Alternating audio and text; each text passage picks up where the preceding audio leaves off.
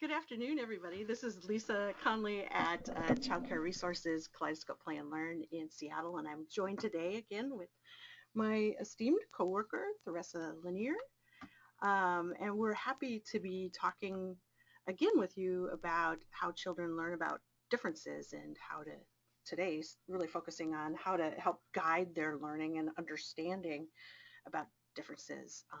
So I hope that everybody had a chance to either participate in the webinar in December, but also or was able to view the recorded webinar and had some chance to do some of the homework too, because we'll be referring to the work as well.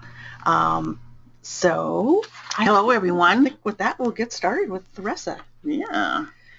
Good day.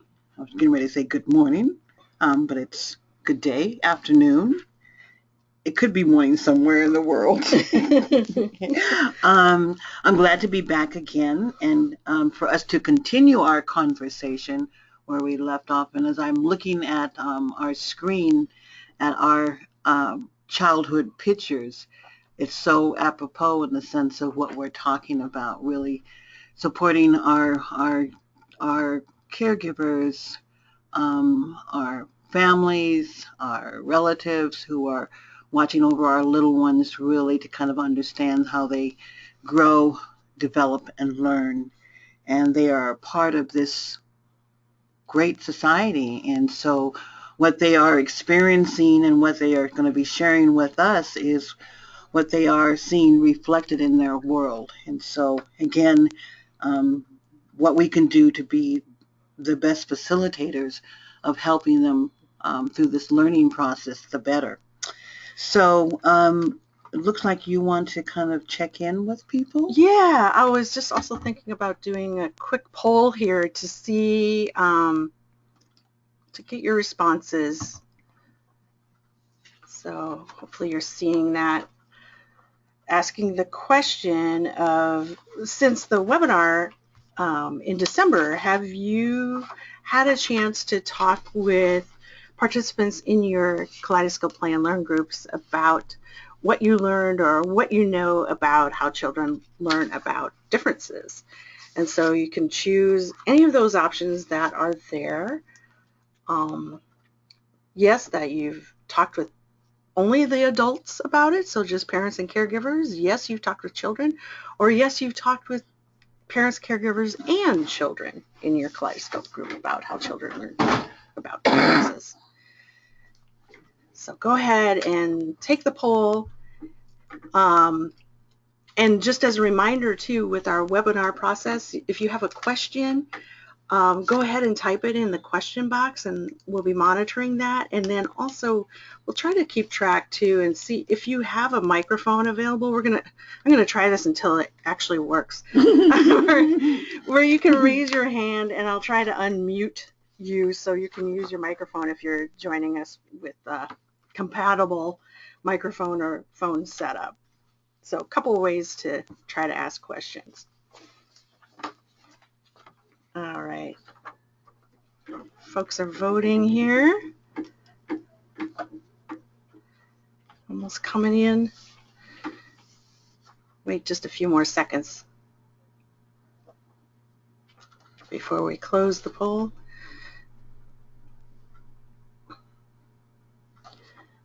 All right, we'll go ahead and close it and see what our responses are. Oops. Are you seeing it? Okay, here we go. So there. Now you can see it big on your screen. Ours is tiny. But it looks like most folks have said they haven't yet had a chance to talk with families. But some of you, actually a good portion of you have actually had a chance to talk with both the parents, caregivers, or all of the folks at your group, parents, caregivers, and children, and some talking with the parents only. So great, good to see that folks are putting some of this information into action. So thank you for participating in that. And we'll go ahead and continue. All right. So the last time that we met, we really kind of talked about how young children develop their sense of self as it relates to the social indicators that children are exposed to in our society, which really focuses around on gender, class, um, uh, abilities, and race or ethnicity. And so we went through all the different steps from birth on up to school age. And then we also recognized and acknowledged that, this doesn't happen in a vacuum, that it's really interwoven in the sense of how they are experiencing their world, how they're developing generally, and how they are noticing how this really relates to who they are as social beings. And then they're beginning to kind of pose or form questions. So what does this mean? Where do I fit? How do I fit with my family? How's my family fit? Um, and then really also kind of sharing some of their attitudes um, based on what their little minds know already. And so whether it's truth or an assumption or a stereotype, they don't know. I mean, it's what they're experiencing. And so this is where, excuse me, our adult intervention really comes in handy to kind of help guide them through this process, help giving them the the the accurate information as it relates to their experiences. So thinking about, have there been any examples where you have observed your children, the children that have been in the play and learn groups, family friends children, where they have kind of expressed out loud their processing around differences or questions that they might have had, or just their perspective of the world. If you could kind of share with us. Uh, Yeah, either type your observations in the question box, or raise your hand and we'll try to hear you. I like that. Hear you visually, auditorily.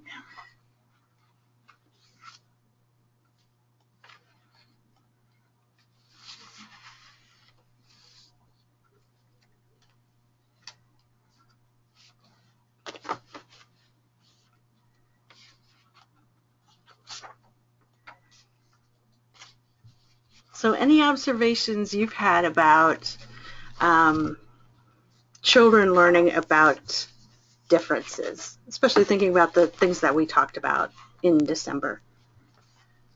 And as you're thinking and reflecting, I'll kind of review some of the things that we highlighted the last time, so that we know that children are really curious about their own and others' race, ethnicity, and much more so they're looking at the visual cues, the visual indicators, people's skin color, hair texture, etc.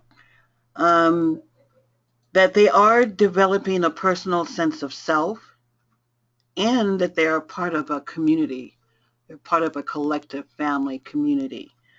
Um, they're also learning about these social identities by very, I would say, very open, um, as well as subtle messages. Um, so it's not necessarily saying that girls play with dolls only, but what you see advertised and how things are marketed, children's toys are marketed, there is the subtle message of around gender preference and around selection of toys. Um, Also, they learn about who is and who isn't important. And that really does come through in the sense of language.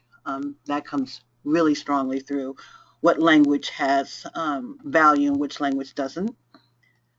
They are beginning to sort and categorize. So if one thing, excuse me, please excuse me, I'm getting over a cold. If one thing happens, they begin to kind of think that a similar process that happens or a similar event or activity is the same thing. So they're putting things into categories. They're sorting. And then they're becoming very well aware of the power dynamics around social identities. And so it's not unusual to hear children talk about wanting a different skin color or not speaking their language, etc. Did we get any buyers? Yeah, we have a couple of observations from folks. Elise is saying that her son tells her about his classmates having different skin and hair color from him. Mm-hmm. So he's making the observations about the differences. Yes. Yeah. I mean, that's a budding scientist. Observing, yes. classifying. Yes. And he also tells her of what languages he knows and what others that he doesn't. So. Okay. So using a couple of different senses there to notice differences too. And then Mary commented that she personally comes from a family that is multicultural. Her father is black and mom is white and her brother is dark and she's very light. She didn't realize she looked different until a neighbor asked why he was dark, and I wasn't. I was 9 years old at the time. Kind of reminds me of my grandson Jaden and his budding awareness of skin color. Yeah, good. Thank you, folks. Any more examples?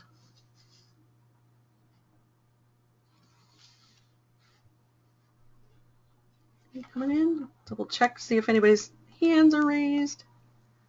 All right, we will move on, but feel free to type in your examples or questions as we go along.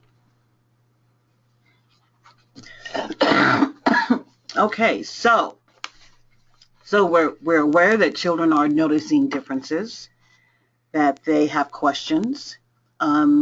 Whether they ask the questions out loud or not, we know that their little mind is really percolating.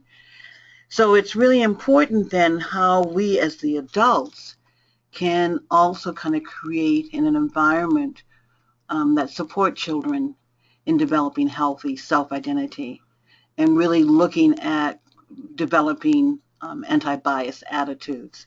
So really kind of looking at their world from a strength-based perspective versus a deficit perspective. We all come with a variety of skills and abilities, and that's what really makes our world so diverse and exciting. If we all were able to do just the one thing well, and that was it, oh, what a boring world this would be. Probably wouldn't have advanced very far. Exactly. So the diversity of our abilities and skills and knowledge really has helped us to grow as a society, and we want to continue that growth to be positive. So really kind of looking at, so what is our role as the adults? For sure, in the sense of when the questions arise. How are we feeling about these same issues? So it does require for us to kind of be doing some self-reflection in our own personal attitudes, some self-reflection around our own identity. Where are we in our clarity? And then where are we in the realm of stepping out there and taking that risk? Because for sure, when we do hear comments made and we do not respond, in a sense, we're agreeing with that comment. And so we want to be able to model for our family members, our caregivers, for our own children, for the children that's in our care, be able to model what it means to kind of address those issues, answer those questions. And of course, if you don't have the answers, that's okay too, because you can always, always come back to the issue. And it's important for children to know that you're learning too, and we don't have all the answers. So some of the things that we can do as adults, as you can see on your screen, is to open up those conversations, initiate the conversations about the differences that we're seeing and how our society values difference. Children, young children are really, they know what's fair. They'll tell you in a minute, that is not fair. So let's open up that door. Share your stories, share your ideas, your values around differences and bias. Always create a space for not only children, but for anyone to have the opportunity to explore and ask questions. And for some, this may mean making differences visible. So think about how you have an environment, whether it's bringing in a story, whether it's going for a walk, a field trip, or whether it means inviting a guest to your group, to kind of really spark that conversation. Always provide accurate information. If you don't know, do the research. Come back and address it later. Oh, and gosh, for sure help children think critically. We want them to think deeply about the world that they live in. So think critically about differences and biases. Help children to kind of challenge the biases.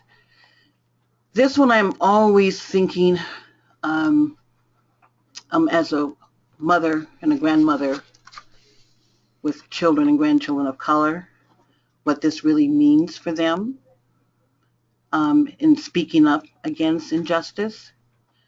We also want our children to be safe. And the realities in this society is that not everything is seen equal. So it's really also helping children to kind of assess the environment before they step in, what we call kind of being street smart. And then respond to teachable moments. And those moments arise all the time. Oh, let me have a conversation about this one. Oh, that's a great one. So I'm always doing that with my children, grandchildren always around, or just other adults. I just can't let that pass by. That's that teacher nature part of me. This is a good time to kind of explore. Let's check this one out. Yeah. Well, and I think for me, all of these things speak to just presenting yourself or making yourself as somebody who is interested and available and there to support and help children, help adults learn about these issues, and being very transparent and humble about your own learning too. Mm-hmm. And I think sometimes it means that we initiate that. We might not always need to wait for the conversations or those teachable moments to happen. And I always think about this in terms of like how we talk with children about sex.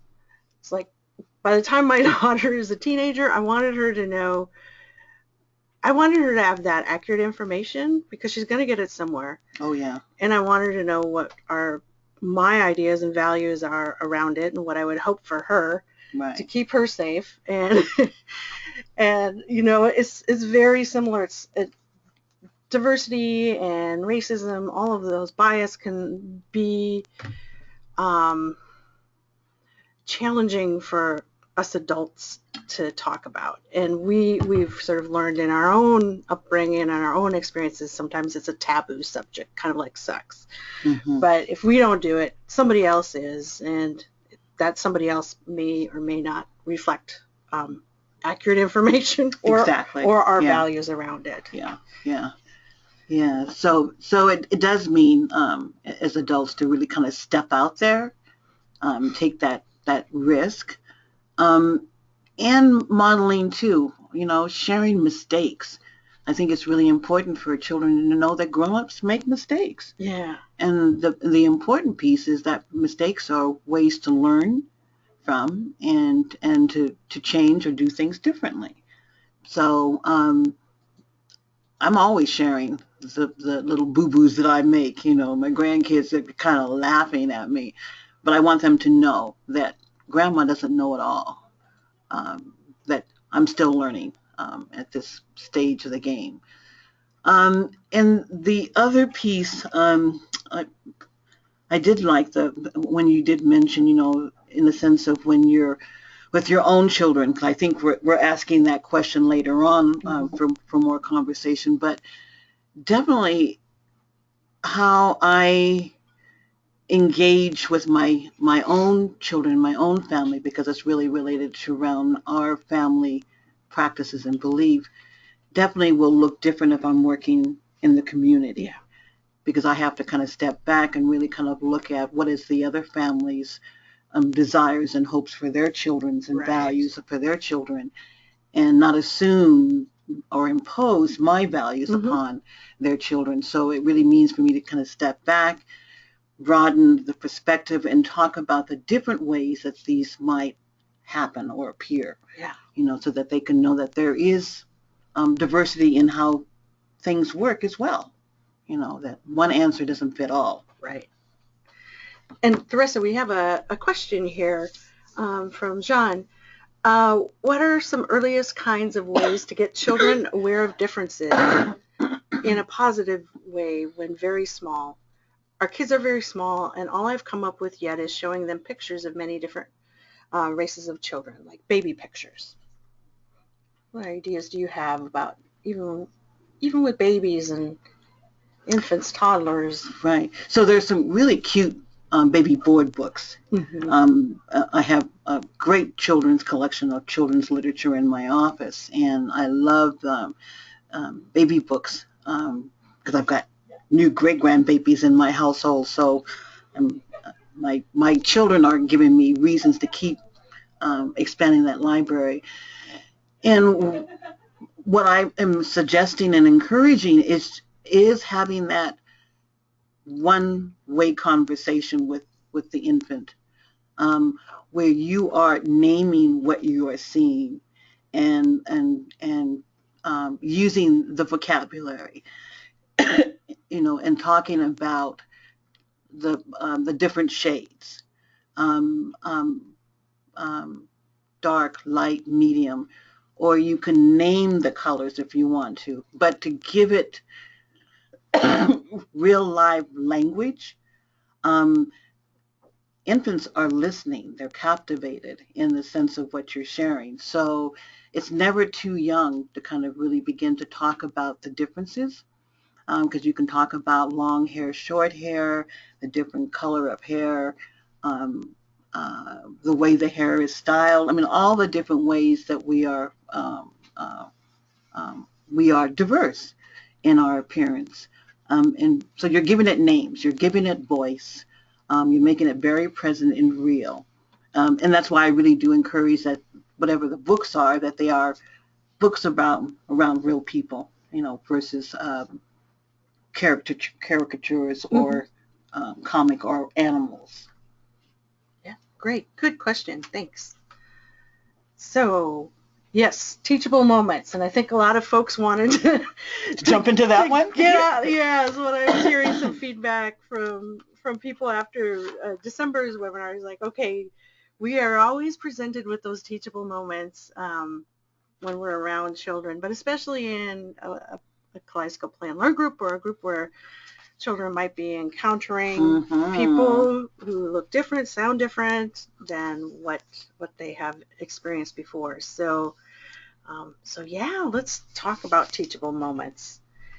And I the phrase in the purple box was something that I came across when I was just sort of looking up what other people's approaches were about these kind of teachable moments. And I thought Mm-hmm. it was a good one. It's like thinking about it's sort of a two-pronged approach. If there's some behavior or, a teasing or a negative comment that's Mm-hmm. coming from a child, that we want to make it clear that we want that behavior to discontinue.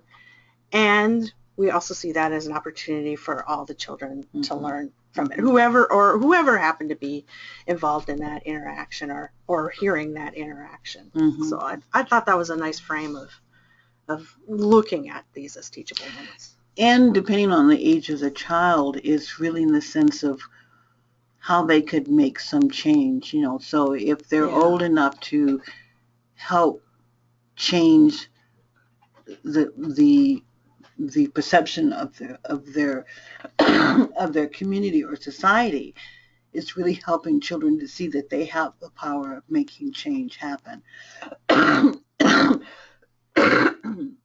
Please excuse me. So, for example, there was a group of children, and really they were concerned about um, cigarettes and cigarettes being available to adults, and they really are wanting to kind of change that relationship. And so there was this neighborhood store that was selling cigarettes. And so they, as a small group, went to the grocery store and made a pitch for what they would like to see happen. Mm. And long story short, there was resistance at first, but the store did change, did Mm. stop, selling cigarettes, especially because they were aware that young people were able to access the cigarettes. Mm. So there's there are examples of where children have talked about the inequities that they're seeing, really kind of planned and organized what they would like to see, the change that they would like to see happen in their community, and then really kind of follow through with the help of the Right. adults to kind of address it. Now, not always, it doesn't always work out the way they would like, Right. but they took the effort, and that's Yeah. the important piece, is to take the effort. Great, great, good example. So, in looking at those teachable moments again, thinking about how do they support and how can you support the children's development about their own identity, and developing some knowledge so that helps, having accurate information that Mm-hmm. helps to guide their growing attitudes about differences. And then also empathy too. There's that Oh, social yeah. emotional piece Yeah. of it too. Is maybe it's not um, them who's the target of a comment or an insult or a teasing or whatever it is. But developing empathy for that other person, a friend of theirs who that has happened to, or maybe it's the person that originated that comment. Mm-hmm. So. Yeah. This again reminds me of the four anti-bias goals, where Mm. the whole sense of self is very solidified with our children. And then they're able to kind of really have empathy or understand other people and when they are having issues. And then the whole piece of really doing that critical thinking, really Mm-hmm. thinking it through. What is the kind of change we want to see? What can we do? What steps can we take to kind of help make that change? And then taking the action. Mm-hmm. That's kind of like the four goals of anti-bias approach. So yes, those are really wonderful. But definitely for sure, when those teachable moments arise and appear, respond to it. Yes. You've got to respond to it in some way. You may not have the answer, that's okay, but you can respond to it and say, let's do a little research and we'll come back and have another conversation. Don't ignore what happened. It's not good for, say, if it if it was an action that it was impacting another child, that leaves the child hanging out there. It's not helping to change behavior, as you were talking earlier about. So speak to it. Don't ignore it. Yeah, that's great. And so these are some ways that you can respond, because you do need to respond. You know, you can paraphrase what was said, you can reflect back what you heard, and ask questions to clarify. Oh, yeah. I mean, for sure, I think we adults are thinking way up here big in our heads about what may have happened and go down a certain path, and that's not even what the child was thinking about. So asking clarifying questions to kind of see, well, what is it that the child is really asking about? What do they really want to know? What are they really thinking about this? So we're not making assumptions ourselves, so that we can really address what the issue is. Right, right. And then answer those questions, and simply, honestly, as developmentally appropriate and to their understanding, and helping them to expand their understanding. And then it's really important setting boundaries. That's good for us adults as well. Really setting boundaries about how we want to have an environment or a place that is safe for everyone to feel comfortable being there. And so we're going to work together to create an environment that's safe for all of us to be in. And for adults, we can be very clear about what that means. For sure, I've had to several times stop jokes that were very offensive to me, and kind of create some boundaries. I don't want to hear these jokes in my presence. I can't control what you do when I'm not here. I would think you would think it through, but I don't want to hear them when I'm in my presence. Not always popular, but that's okay. It's true. Well, even more so with adults than children. Miss Goody Two Shoes. Yeah. So, yes, definitely that's that part about, you know, if there is a particular behavior or questioning words that are being used that you don't want to be used, then saying that you want that behavior to stop. And it's hurtful. However, you know, using the language that works best for you to describe that in a way that also supports the child's learning about it, but being clear about what those boundaries are at the same time. A perfect example that came to my mind was, and young children will use this phrase because they hear their older siblings maybe use the term, but that's so gay. You know, and so then really stopping and asking questions, so what does that mean, that's so gay? Tell me more about what that means. What does it look like? To kind of, number one, are they understanding what the word is? And then once having that clarity, and then having further discussion around, well, so what are you really asking? What's the issue? And how do we move the issue from placing it upon a human as a human characteristic? So, yeah. Great, good.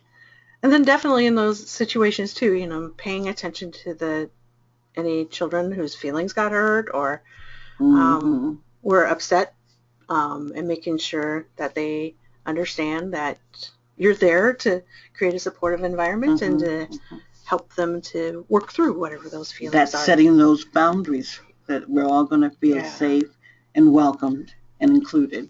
Yeah. And then if there's any other sort of conflict that's behind the situation, what might, you know, there might be some precipitating event that prompted what you heard or observed, and she wouldn't move over. And who knows? It could be something as simple as that. But an ugly word was used in expressing it. Yeah. So you can't come to my birthday party. Yeah. So these are some thoughts about, you know, in my conversations with Teresa about what, you know, what she often says, or my thinking about it, or what I've heard other people say. These are some phrases that I've heard of ways to sort of stop and think, help the child or the adult stop and think. Exactly. Yeah. I mean, it's good for all of us to kind of really think, well, why are we what do we mean by that? You know, Yeah. why do we say that? Yeah, and for sure helping children to kind of really have them think it through, you know, so that we can give some clarifying information. Yeah. And I'm wondering too, you know, feel free to type in if you have any phrases or questions that you fall back on when you're in these situations. You know, type those in the question box too, because I'm curious to see what. Have anyone popped any questions or anything since we've been talking so much? We do have a question, but I'm going to table that one until we get further in because it's a great question. Okay. So Claire, hang in there. We'll get to your question. Yeah. Any other thoughts, ideas of what you might say? Because we're going to get into some real life situations that you all sent in to us. Oh, goody. So you get to I like that. Practice thinking about how you might respond to the situation. So maybe we'll go forward with that. Go forward? Okay. Yeah, and just this was from somebody, a facilitator who said, I'm just going to read it up for you. A young child looks at the Kaleidoscope Play and Learn facilitator. So imagine a young child looking at you and says, you have a lot of spots on your face. Kind of reminds me when the children will ask me about my mole that's above my lip, because it's pretty pronounced. What is that? It's a mole. So think about, you know, I'd love to hear back from you all out there. Yeah. Your thoughts on how you would, how you would respond to this. How would you respond to that? We'll wait here. Yeah, we'll wait here. So type it in, and or raise your hand, and we'll try to unmute you. So how would you respond to this?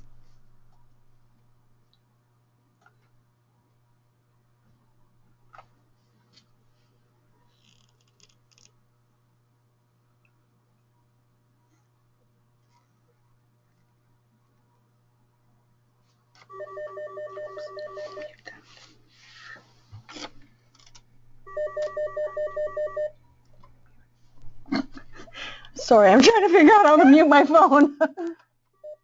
Oh, you want to put the... Yeah. There. Yeah.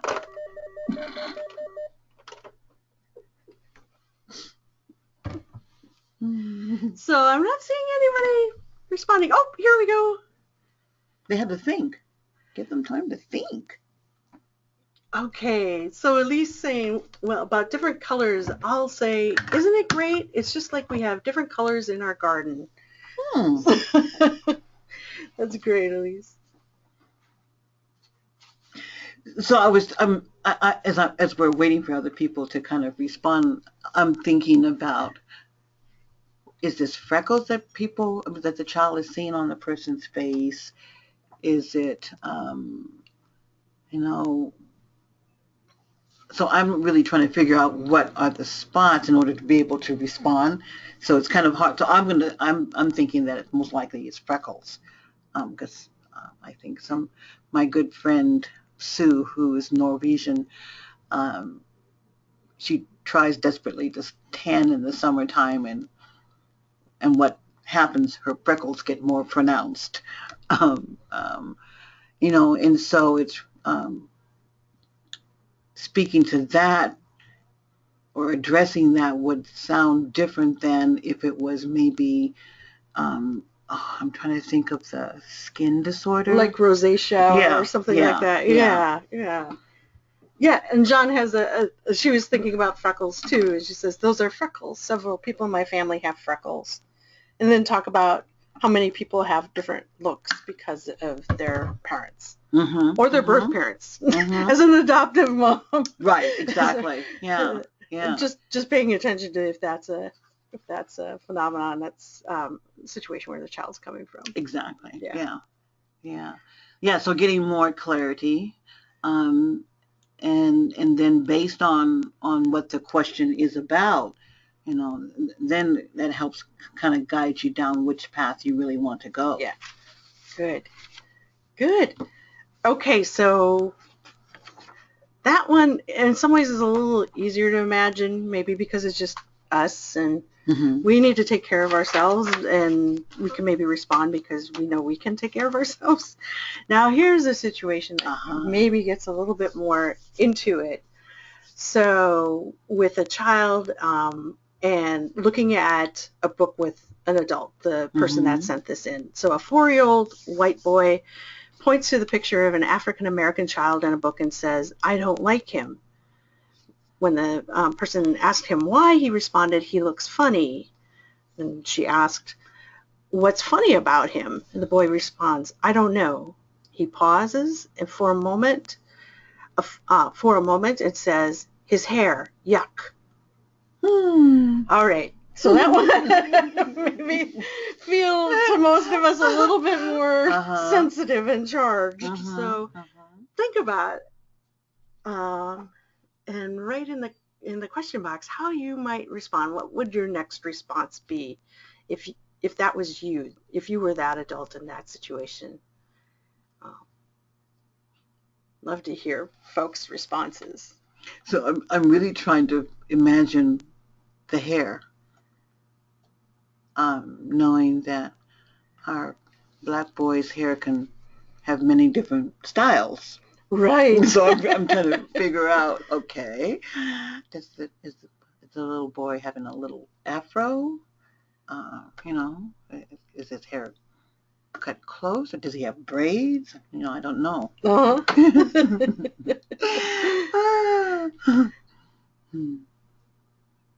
So, good. This is Mary who's responding with another question for the child. Why do you think his hair is yuck? Yeah, what about his hair that's yucky?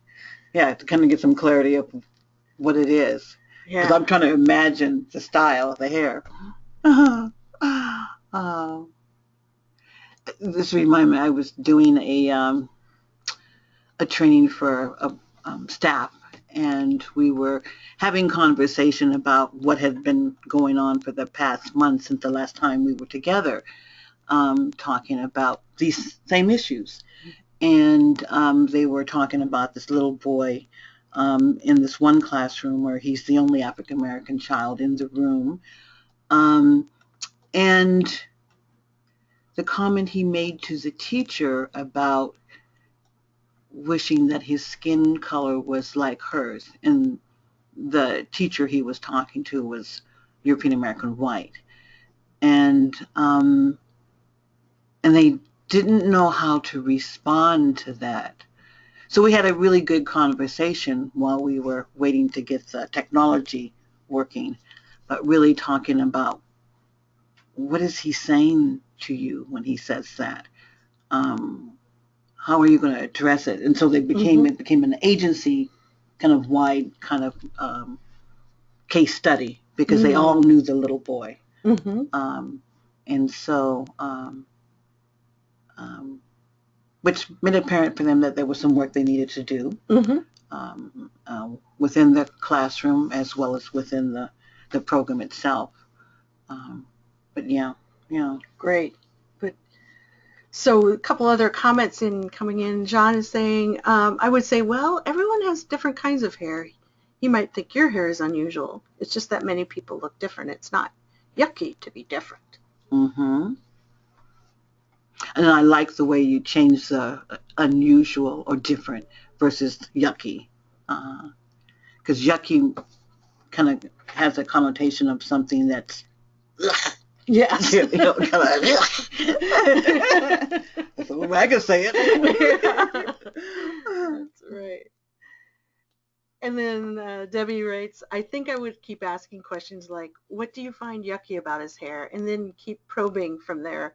Then get back to how everyone looks different and you can't tell what people are like, kind, mean, etc., just by looking at them. And then I would love to then expand it into a science an activity, in the sense of really then collecting hair strands so that we can really examine the differences of our hair. that all of our hair really looks different in the sense of the strand, the color tone, the texture, the curliness or lack of curliness, so it can really become an experiment, and then we can have a hair chart and, matching and all that kind of good stuff. So you can just go crazy, gather books, well, even some of the adult magazines, the hairstyle magazines that they have, and really kind of, just expand the conversation. Uh-huh. Good. Oh, Maddie has another angle. She's taking it to that next level of helping the child develop empathy, Mm-hmm. and asking, how do you feel this African American, what do you think this African American boy would feel having said his hair was yucky? Mm-hmm. Uh-huh. Mm-hmm. And then let's see, a couple other comments. Yeah, because actually there's two things that are going on there. One, we need to address yuck, because yuck definitely has a value connotation behind it, and really looking and having conversations about hair and the diversity of how our hair as people can look different, even within our families. Right. So, and let's see, Jean is saying, on skin color, I address it like a science person would. I'd say different skin colors are good for different reasons. My white skin burns in the sun. Yours doesn't. I think I'd like to have your skin color in the summer. What do you think about that? And I don't have to waste time out sunbathing. I've got a tan that I have year round. That's what I like. Okay, I can go do some shopping. And I gotta remind myself that if I'm tanning, the doctors say that's skin damage. So. Oh, really? Yeah. Oh. So. Yeah. So, Mary asked, would it be wrong to ask the child how they would feel if someone thought their hair was yuck, if their hair was different? So that's a good question too, Mary. Yeah. Another way of getting to that empathy piece. And then how about asking, what do you like about him? Or would that not help address the comment? Well, I think that is a great follow-up question. So really talking about one, looking at the commonalities that both boys have, and so, but again, addressing the term, because there's a value statement around the look, and really talking about how hair can be different even within our families, and explore that further, and then also honing in on what are the things that we share in common, those kind of things. So there's a lot of follow-up conversation that can happen. You're not going to be able to do all of this into this one episode, but this is telling you that you need to be thinking about expanding further conversations around these issues. Yeah, good question. And as you were talking to, or you were sharing the example, Theresa, too, about that classroom situation where the teacher didn't know how to respond to, I'd like to have skin different than yours. And I think for children of a certain age anyway, I think it's okay to go back and say, I thought about what you said yesterday, and I wasn't sure how to answer, but now I have some questions for you, or this is what I'm thinking about it. And that helps them to learn too. So it isn't like you just lost that teachable moment. Right. You can always go back, and you should go back and back and back and keep building on that part. And I think the other pieces too is in the sense of, if you informing your families, of the work that you're doing in your classroom, so that they're well aware of what you're doing, as well as doing some follow-up with that young boy. So what's going on at home? Because it's a message about something else. Is our environment really making him feel that he's present in our classroom environment? How can we change that? So there's some reflective practice that also needs to happen. Good. Good. Well, thank you for thinking about these and practicing. You're going to get to practice on a little bit more on a different or a slightly different setting and situation. But been talking for the last several minutes about, kind of approaching these on a one-to-one basis with young children. And that could be in our role as a Kaleidoscope Play Learn facilitator, as a friend or a parent or a grandparent in that child's life. But when you think about your role as a Kaleidoscope Play and Learn facilitator, and when you're in the group, what are some of the what do you think your role is in supporting children's development and learning about differences and in sharing this information with caregivers? So what do you think are pieces of your role as the facilitator of the group? And I'm kind of curious too, because I think at the very beginning we had asked, and some people said that they did have conversation. Yeah. So I'm kind of curious too, what kind of conversation and what prompted the conversation? How did it go? Good. So if you want to type in that situation or, your observations of an experience in having that conversation, do that too. Okay, so Debbie's saying model. Amen. Oh, actions speak louder than words for sure. Yeah. And then she goes on to say the more we practice and the more caregivers that hear us, the more comfortable they will be doing it on their own. That's so true. Especially if you share with them your stumblings and your mistakes. This is not an easy thing to do, and at times it catches us off guard, emotionally, that we have to kind of regroup, breathe, take a little bit of time to kind of think and process. So we're in the learning process as well. You're never really prepared for everything. There's going to be something that's going to stump you, not stump you, stump you, not stomp you. And that's okay. You've got a strategy. You can always come back and address it. So, other thoughts about what your role is as the facilitator in supporting children's development?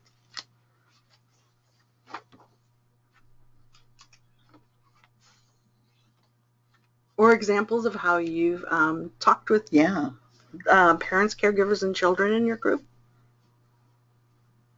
That's the one I'm curious, because some people did say they did. We got the proof in the poll.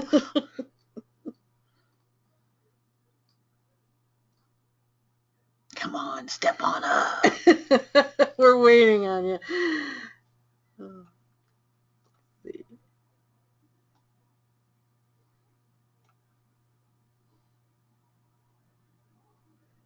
Do we have to call upon you? Oh, oh my goodness. The teacher. Well, hopefully if you're not typing in, you're seriously reflecting on the question. Maybe jotting some notes for you. All right, here comes some folks. So John saying, I stumbled into a grandpa who spoke no English at all. I had said 3 or 4 sentences when he pulled over his son who could speak to me. So thinking about, yes, those sort of resources, and sometimes we have to, and she says she felt pretty dumb. Of not being able to handle a situation where a difference presented itself to you. Yeah. It is when we're trying, especially when we're really trying to make the setting as inclusive as possible. Yeah. Right. But my guess is people are pretty forgiving too. Yeah. Because they can tell that your intention is a positive one. Mm-hmm. Tatiana is saying teaching empathy and tolerance. That's one of her roles. Great. I like that.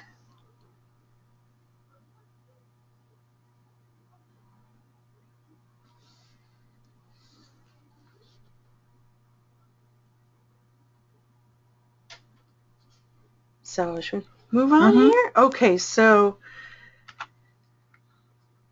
we're thinking about our different roles with children, and how might that role as a facilitator be different than your role as a family member or friend when it comes to helping children understand about Mm-hmm. differences and biases?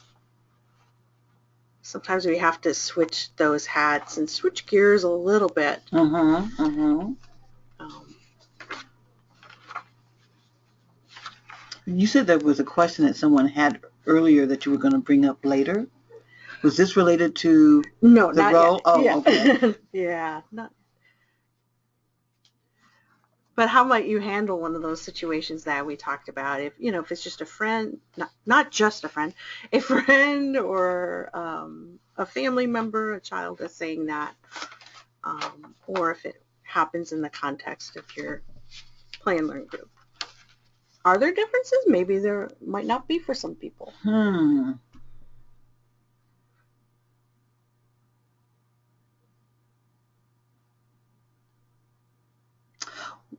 Hmm. At times, I think for me, there are differences, and at times, they're not. Yeah. So there are certain situations that it may be my role or the way I may address it um, will be different because it is a family member or a friend. And I think when I think about a friend or a family member, because there's this ongoing relationship and kind of like an investment in that relationship, um, that it's very important for me for us to continue in continuing that relationship, that there has to be some clarity around this issue. Because otherwise it's going to get in the way of us really continuing the process. And I think a challenge is really in helping my family, and I'm talking family, extended family, and family friends who are family, of really, really kind of understanding, you know, sexual orientation, Mm.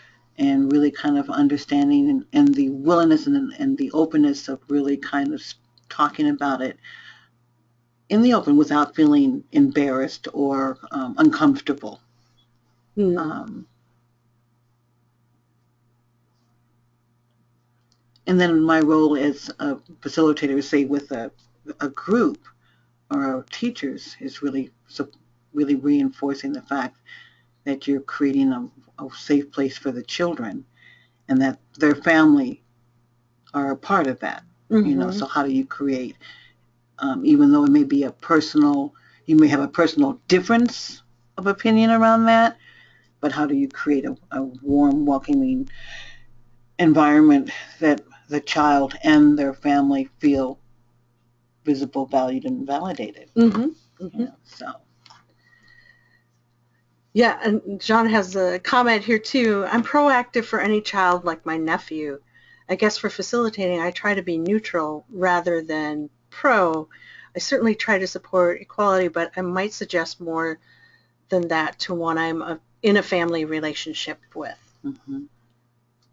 And I think that's probably like what I hear you saying too, Theresa, is there's like that personal and very emotional investment in a long-term relationship that Mm-hmm. it goes to maybe a different level.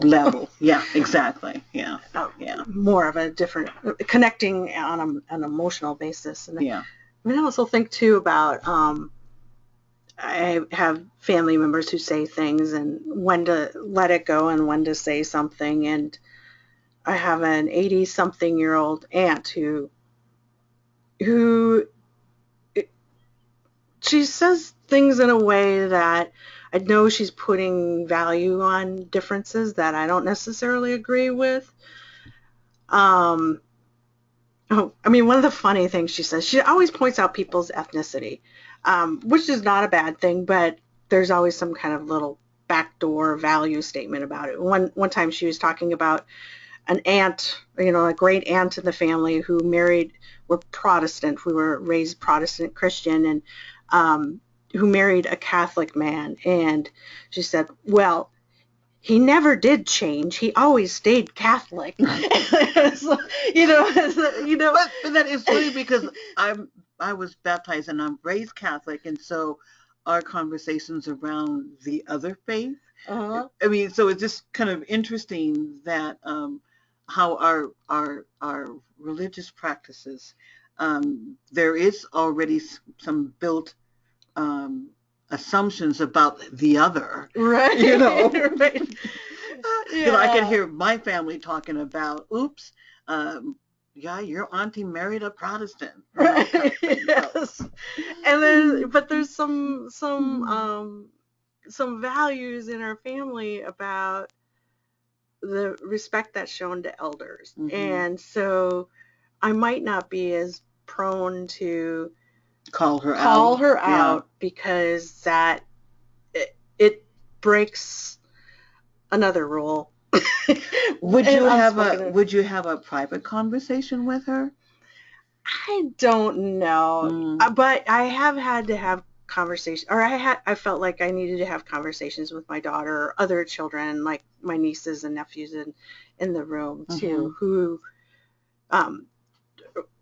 outside conversations like, well, Auntie says these things, and we don't really necessarily agree with them, and I think sometimes we're just going to have to just let it slide. But her own kids will say stuff to her, and her own grandkids will say something. Like, I was in her presence one time, and she made some comment, and both my cousins and her grandchildren just looked at her and said, "Mom, Grandma," and rolled their eyes. But it's the difference in relationship you have with them. So, I would agree. I wouldn't call her out in public, but I would have to have a private conversation. Yeah. I can't let it slide. Yeah. I know it is. It's a hard one. Mm-hmm. So, Elisa's saying, a supportive third-party outsider. Sometimes caregivers need other points of view to support, guide, provide resources for their teaching. That's true. I mean, you can present yourself as having a different perspective or a different way of looking at it. Yeah, that's good. And it's always great to be able to provide those multiple ways of looking at it, because depending on where we are sitting, we're all going to have a different perspective or view based on where we're sitting. So as I'm looking at this huge microphone in front of us, what you see from your angle is definitely different from what I see from my angle. But they're both realities to both of us. Mm-hmm. Good. So just keep reflecting on that question. And then we have this other situation here. Actually, it's the same situation as we had before. That's why I was confused. But I was thinking, put this situation in the context of your Kaleidoscope Play and Learn group. And imagine that this happened while you were reading a book at story or circle time.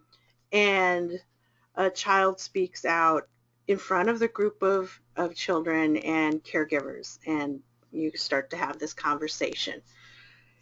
What, if anything, would you do differently with it in that type of situation? Yeah. So think about that, and then share your reflections about that with us.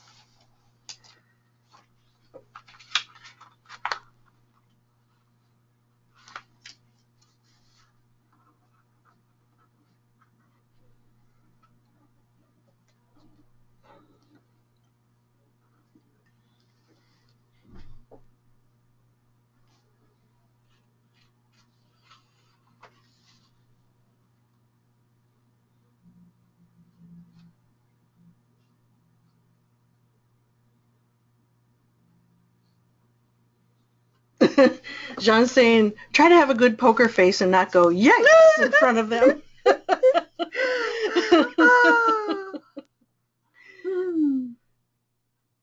easier said than done sometimes. That's what I was getting ready to say, because you are, I mean, it might just kind of surprise you and knock you off your feet. You have this automatic emotional response, of which I think is also you can share with children, that we are emotional social beings, and you are modeling self-control, how you're able to control. I'm trying to think of the right terminology. Or managing your emotions. Yes. But they call it. There's a specific thing that they call it in child development, where children are able to handle their emotional responses. Regulation, self-regulation. There we go. So you're showing how adults have to do the same thing. So I would address, that kind of surprised me when I heard you say that, and I'm thinking about why it surprised me, or what am I thinking? Why, because it's important too that we do respond to things that happen to us. And it's important to kind of think about why we responded in that way too as well. So modeling again for children, modeling, and modeling. Yes. Mary has comment, group settings can be tricky, and I would want to point out the empathy piece before and how we would feel if it were us. And sometime later, maybe have discussion with the child more in depth. Yeah.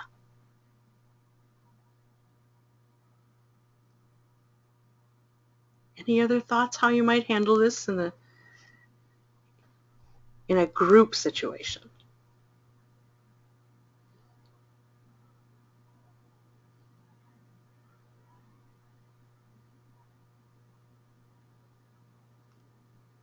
Hopefully you're not all still caught up in the yipes, because you might have already had some situation like that presented to you. What it makes me kind of think about, though, in the sense of we have this tool that we call a persona doll. That is a great tool to use when we want to use the doll as the focus of the teachable moment. And so, in the sense of that doll is sitting in the group of me and the children, is really using that doll as the focus of conversation. So, and the persona dolls have their names, and they have a story that goes along with them. So, I'm trying to think of one of the dolls that's in my room, my office. Oh God, I'm spacing out on his name. But I would turn to that doll and say, so what are you thinking about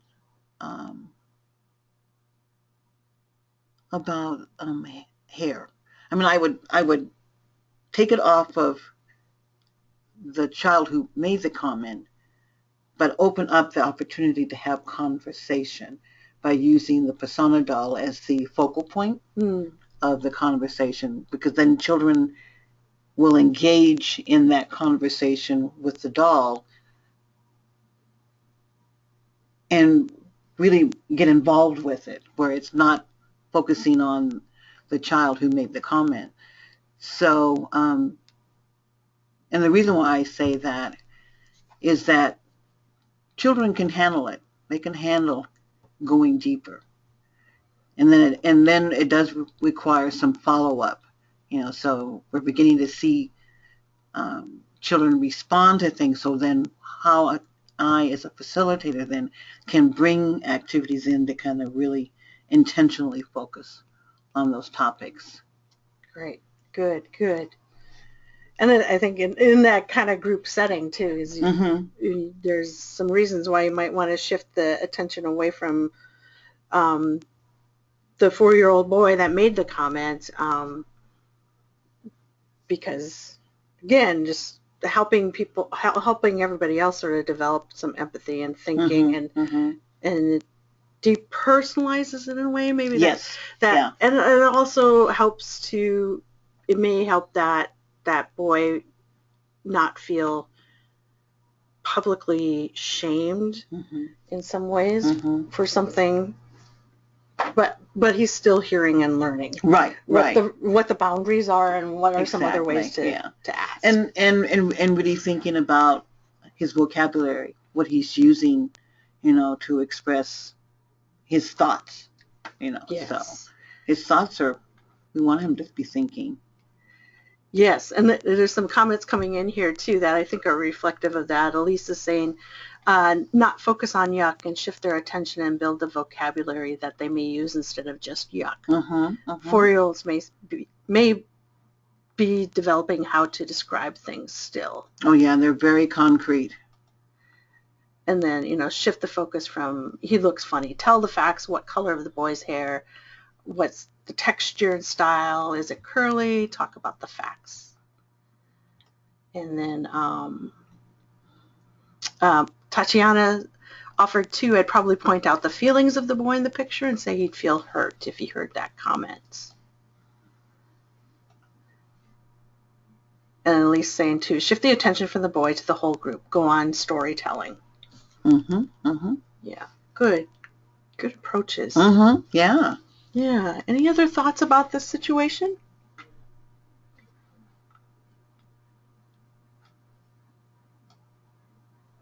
Right.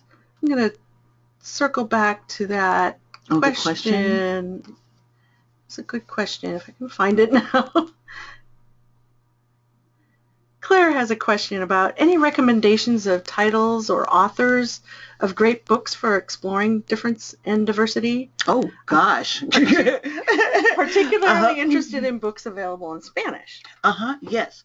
So what I can do, Lisa, because I have my big book list of my books that I have, which I have several different books that are bilingual, but also bilingual in English and Spanish, but also just in Spanish as well. So I can forward that to you that you can share with the group. Sure, I'll email that out. Yeah.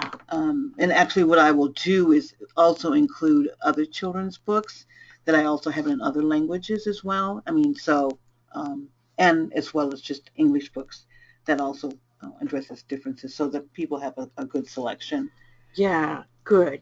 Yeah, I'll pass that on to you. And there are more and more books I'm seeing. I mean, even just around our office here. I think you might have some, and there's some outside my office here that have pictures of children of different cultures, ethnicities, race, that have to do with different topics. Some about feelings. I know you have some about food things. Yeah. And so there's a nice way to show it. I would say the amount of books are slowly increasing, but disproportionately there are not that many books written by authors of color or illustrators of color or reflecting our children of color. And of course language is the other big piece that's missing. So finding really good books, again, that might be another opportunity for a webinar. Really selecting and analyzing children's books for bias. That's another way to be thinking about too. Because not all of the children's books, especially if we're talking about really kind of reflecting the diversity of our society, can also reinforce some of those stereotypes and misconceptions. So we want you all to be critical thinkers when you're using children's books as well. Yeah, very good. And also on the Kaleidoscope Play and Learn Pinterest page, there is a board that has some links to different resources for good books, especially around having an inclusive environment and inclusive in all definitions of that word. And like publishers or booksellers that have really done a good job in kind of vetting those books and analyzing them and making sure they're reflective of reality and not reinforcing stereotypes. So there's some, but, making sure that women are seen in multiple roles in the professional field, because lots of times when you see firefighters, it's mostly male firefighters, but we've got women firefighters as well, so really showing the diversity of our people in the professions, the different professions. I mean, I didn't think that there were teachers who looked like me as a child growing up, because I didn't have a diversity of teachers, so it's like, well, does that mean my people are not good enough to be teachers? I mean, all of those things, that kind of pop up in the sense of what children see themselves and think of themselves capable of doing. And we want them to feel that they're capable of doing unimaginable things. The next astronaut.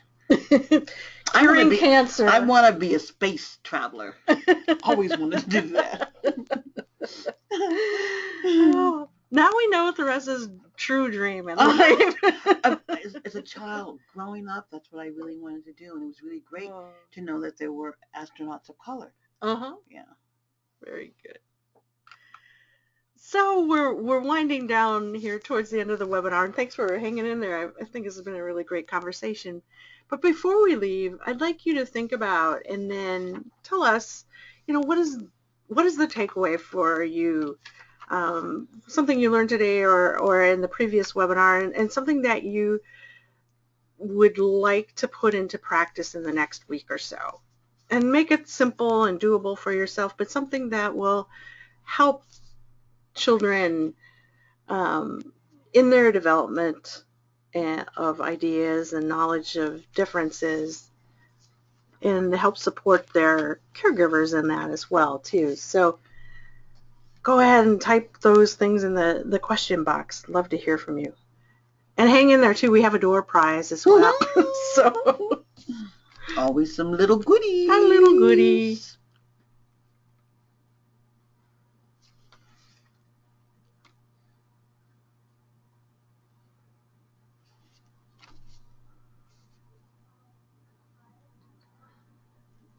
So John's saying, I'd like to get some puppets for our location. I thought deflecting a difficult discussion in that way was really helpful. Great. Yeah, any prop like that can really move the conversation away into another direction. And Mary's saying, looking into the persona dolls and implementing these and teaching diversity. And Debbie's saying, I think I'll try to use the suggestion of when a child notices a difference, asking them to find a similarity.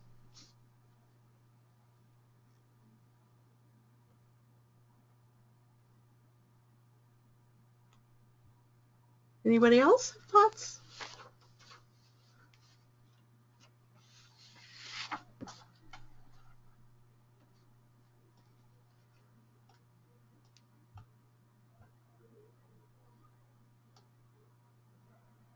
I wish I could see everybody's face. I know.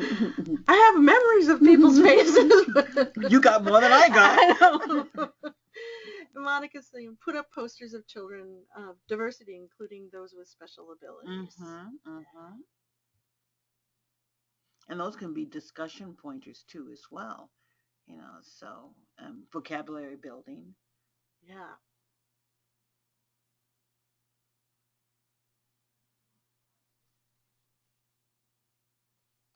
Anybody else?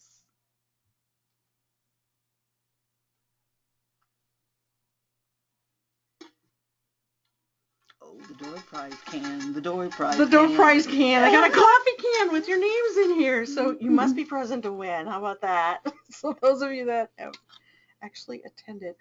Oh, Jean Park. Oh. You are the lucky winner, and we'll send you a book. I've got a book about learning to count. It has some art by Northwest Native folks. Oh, real art. So, so there. Good.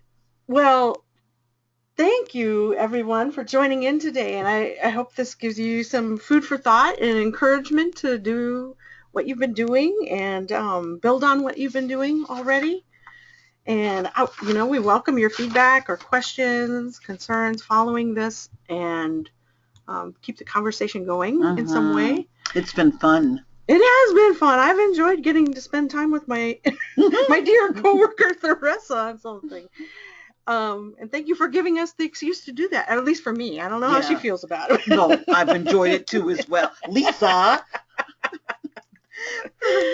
But again, we'll send out an email to everybody with the handouts. The handouts are available. There were a couple of extra handouts that we had that were associated with this that you can take a look at, that you might be able to access from the webinar here, but we'll send out an email with those as well as the link to the webinar on YouTube.